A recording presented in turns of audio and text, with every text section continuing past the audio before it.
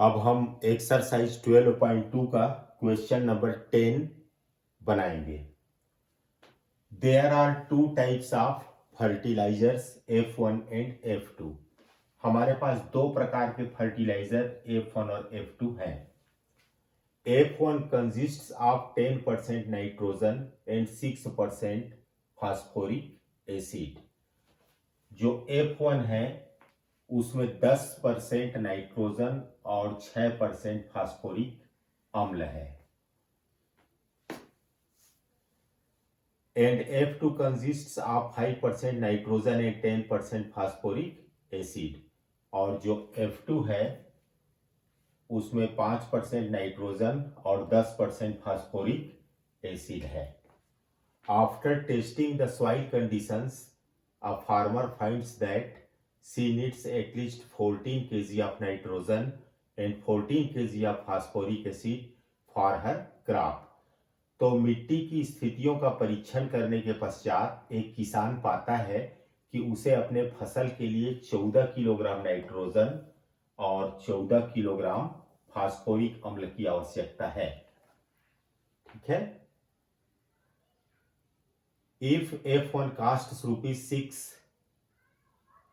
per kg and F2 costs ₹5 per kg, determine how much of each type of fertilizer should be used so that nutrient requirements are met at a minimum cost। What is the minimum cost? यदि F1 की कीमत ₹6 प्रति kilogram और F2 की कीमत ₹5 प्रति kilogram है तो प्रत्येक प्रकार का कितना उर्वरक उपयोग के लिए चाहिए ताकि न्यूनतम मूल्य पर वांछित पोषक तत्व मिल सके। न्यूनतम लागत क्या है? हमको लागत को न्यूनतम करना है। तो इस पूरे प्रश्न को हम एक टेबल के रूप में लिखते हैं, आपको आसानी से समझ में आएगा। सबसे पहले हमारे पास जो फर्टिलाइजर है वो कौन कौन से हैं? फर्टिलाइजर्स, हमारे पास जो फर्टिलाइजर्स हैं, ठीक है, वो है F1 और F2। F1 और F2 दो प्रकार के फर्टिलाइजर्स हैं। जो उसकी मात्रा है फर्टिलाइजर्स की, ठीक है, उसकी जो क्वांटिटी है, मान लीजिए कि F1 की मात्रा X है और Y की मात्रा F2 की मात्रा Y है।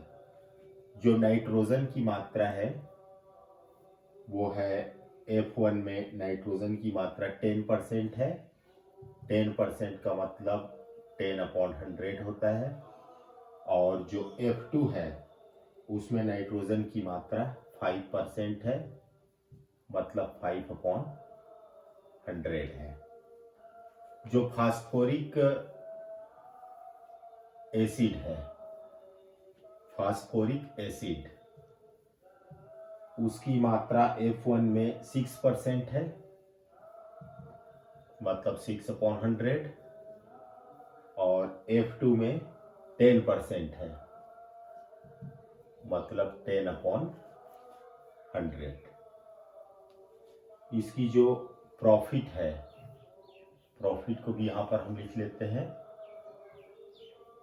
जो प्रॉफिट है वो है ₹6 प्रति किलोग्राम की प्रॉफिट इसमें मिलती है, ₹6 पर केजी। और इसमें ₹5 पर केजी। जो उर्वरक, जो फर्टिलाइजर है उसका मिनिमम रिक्वायरमेंट, नाइट्रोजन की न्यूनतम आवश्यकता 14 किलो है और फास्फोरिक अम्ल की जो न्यूनतम आवश्यकता वो भी है 14 किलोग्राम। तो इसको हम लीनियर प्रोग्रामिंग प्रॉब्लम के रूप में लिखते हैं। तो ये हो जाएगा हमारा। हमको यहाँ पर मिनिमाइज करना है, न्यूनतम करना है जेड को। तो यहाँ पर प्रॉफिट को हमको न्यूनतम करना है। तो चलिए देखते हैं, यहाँ पर ₹6 पर केजी है तो हमारे पास टोटल X केजी है। इसी प्रकार 5 रुपया पर केजी है, तो F2Y है, तो ये हो गया हमारा मिनिमम Z। अब सब्जेक्ट टू कॉन्स्टेंट बनाते हैं। तो यहां पर देखिए नाइट्रोजन है 10/100, इसका मल्टीप्लाई x से होगा, प्लस यहां पर देखिए नाइट्रोजन कितना है 5/100, इसका मल्टीप्लाई y से होगा, और ये कम से कम 14 और 14 के बराबर या 14 से अधिक होना चाहिए। इसको आप चाहें तो ऐसा सॉल्व कर सकते हैं। यहाँ पर आप देख रहे हैं कि 10x plus 5y is greater than or equal to 1400, ऐसा लिख सकते हैं। इसको आप चाहें तो 5 से कटा भी सकते हैं, कट रहा है ये। 5 दूनी 10 x धन y is greater than or equal to 5 दूनी 10, अब बचा 4, तो 5 अट्ठे 40। ये हुआ हमारा सब्जेक्ट कांस्टेंट फर्स्ट। और जो दूसरा है फास्फोरिक एसिड में पहुंच जाइए तो हो जाएगा 6/100 गुणित x प्लस 10/100 गुणित y, 10/100 गुणित y। फास्फोरिक एसिड की अधिकतम मात्रा भी कम से कम मात्रा 14 है और 14 से अधिक भी हो सकता है। इसको हम लोग हल कर लेते हैं तो हो जाएगा 6x plus 10y is greater than or equal to 1400। 2 से कट रहा है ये, तो 2 तिया 6, 2 पंचे 10 is greater than or equal to 2 सत्ते 14, ये हो जाएगा। और तीसरा और x और y ये greater than or equal to 0, ये होता ही है, मतलब फर्स्ट क्वाड्रेंट में हमको सब काम करना है। तो सबसे पहले हम कंडीशन 1 को पकड़ते हैं। हमारा कंडीशन 1 है, उसको इक्वेशन के रूप में लिखते हैं। तो 2x plus y is equal to 280। इसके लिए टेबल बनाते हैं। ये x हुआ, ये y हुआ। x का मान 0 रखेंगे तो y का मान 280 आएगा, 280। और यदि y को हम 0 रखते हैं तो ये हो जाएगा 2 1 कम 2 2 140 आएगा। सब्जेक्ट टू कांस्टेंट दूसरा 3x धन 5y, इसको इक्वेशन के रूप में लिखिए। इक्वेशन के रूप में लिखने का मतलब बराबर का चिन्ह लगाना होता है। इसमें भी हम x और y का मान रखते हैं। x का मान यदि 0 रखते हैं तो y का मान होगा 5 1 कम 5 बच्चा 2, तो 5 140। और यदि y को 0 करते हैं तो x का मान होगा 700/3 होगा। तो ये 2 तरह का टेबल हमको प्राप्त हुआ। इसके लिए हम यहीं पर ग्राफ बनाते हैं। तो ये हमारा x एक्सिस हुआ और ये हमारा y एक्सिस हुआ। ठीक है, x एक्सिस में हम ले लेते हैं 20-20 का अंतर ले लेते हैं। ये 20 40 60 80 100 120 140 160 180 200 220 इस तरह से। इसी तरह y एक्सिस में भी हम ले लेते हैं 20-20 का अंतर, इसमें भी ले लेते हैं 20 40 60 80 100 120 140 160 180 200 कुछ इस तरह से। ये हमारा ओरिजिन है जिसका कोऑर्डिनेट 0 0 है। सबसे पहले x एक्सिस में 0 देखते हैं और y में 280। तो 280 कौन सा होगा, यहाँ पर देखिए इसको हम 20 बोले हैं, 20, 40, 60, 80, 100, 120, 140, 160 और 180, 200, 220, ठीक है, 220। आगे और बढ़ा सकते हैं हम, बढ़ाने की आवश्यकता पड़ रही है, मैं इसको आगे बढ़ा देता हूँ। ये चलिए, ये आगे बढ़ा दिए, तो ये हो जाएगा 220 के बाद यहाँ पर आ जाएगा 240, 260, 280। ऊपर भी इसी तरह से हम बढ़ा सकते हैं। ये हो जाएगा, इसको मैं 20 मान लेता हूँ, जगह की कमी पड़ रही है इसलिए। जगह की कमी वैसे नहीं ऊपर तरफ लिया जा सकता है, तो चलिए हम इसको भी आगे बढ़ा देते हैं। तो ये होगा अपना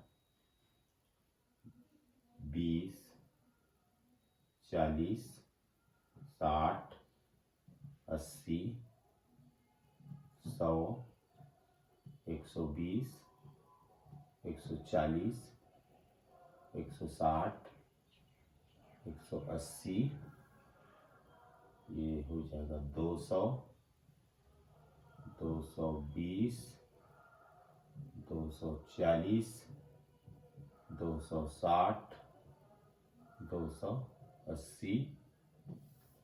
वाई में अधिकतम 280 तक है, तो यहीं तक ले लेते हैं। और एक्स में अधिकतम यहाँ पर 7, एक्स में अधिकतम वो भी ठीक है। तो एक्स अक्ष में 0 देखते हैं, वाई में 280, तो ये हुआ वाई में 280। ये पॉइंट हुआ हमारा 0 और 280। इस पॉइंट का नाम हम लोग ए दे देते हैं, मतलब ये वाला पॉइंट का नाम ए। अब देखना है 140 और 0, एक्स अक्ष में 140, वाई में 0। एक्स अक्ष में 140 ये, और वाई में 0, 140 और 0। इस पॉइंट का नाम बी दे देते हैं। दोनों पॉइंट को हम मिला देते हैं यहाँ पर, चलिए मिला देते हैं। ये है दोनों पॉइंट, ये दोनों पॉइंट को मैंने मिला दिया। इसका नाम भी लिख देते हैं इस इक्वेशन का, 2x धन y बराबर 280, 2x plus y is equal to 280। अब दूसरा टेबल देखते हैं, इसमें x का मान 0, y का मान 140। तो ये है 0 और 140, यहीं पर मैं लिख देता हूँ 0 और 140। जो दूसरा पॉइंट है 700/3, 700/3 का मतलब हुआ 3 दूनी 6, 7 में 6 गया तो 1, 3 तिया 9 और 3 तिया 9, 233 दशमलव, मतलब 233 से ज्यादा, 233 से ज्यादा। तो यहां पर कहीं आएगा, ये पॉइंट है। इस पॉइंट का नाम दे देते हैं हम 700/3, 0।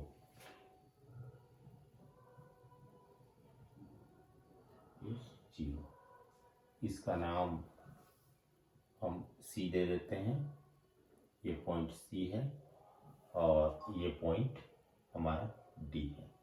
चलिए दोनों को मिला देते हैं, तो ये पॉइंट मिला हमारा ये इससे। ये जो इक्वेशन, इस स्ट्रेट लाइन का इक्वेशन है 3x धन 5y बराबर 700,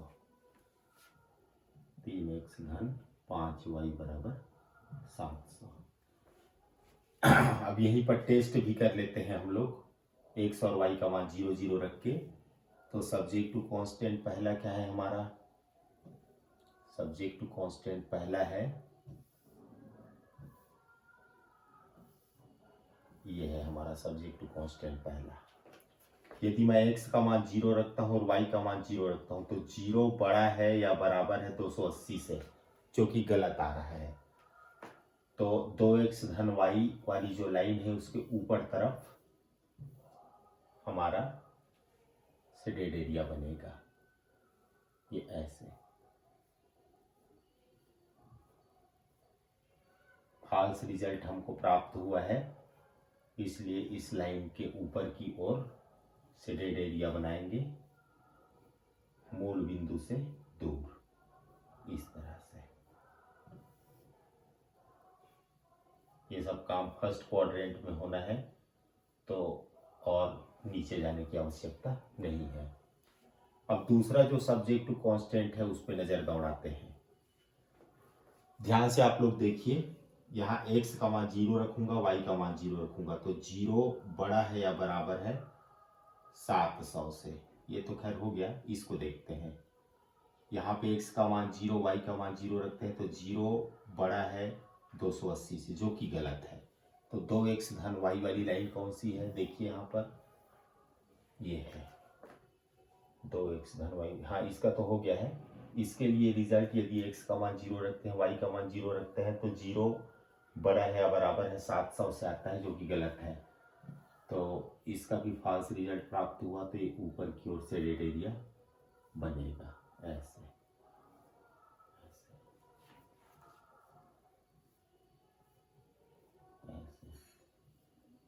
तो आप देख रहे हैं कि कॉमन एरिया कौन सा है।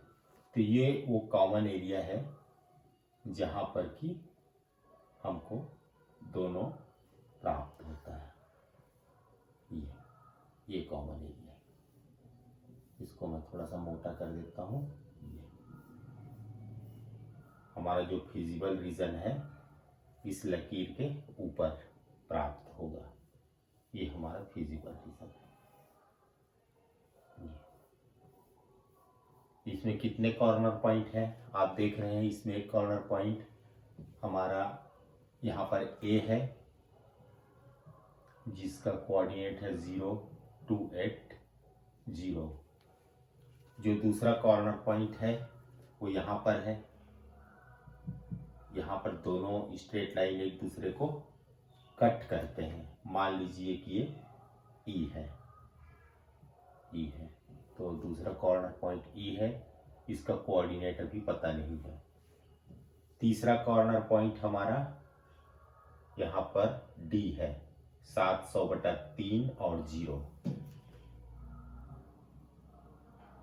700/3 और 0। अब E निकालने के लिए दोनों इक्वेशन को हल करते हैं हमेशा की तरह। तो 3x धन 5y बराबर 700। मैं यहाँ पर लिख लेता हूँ उसको।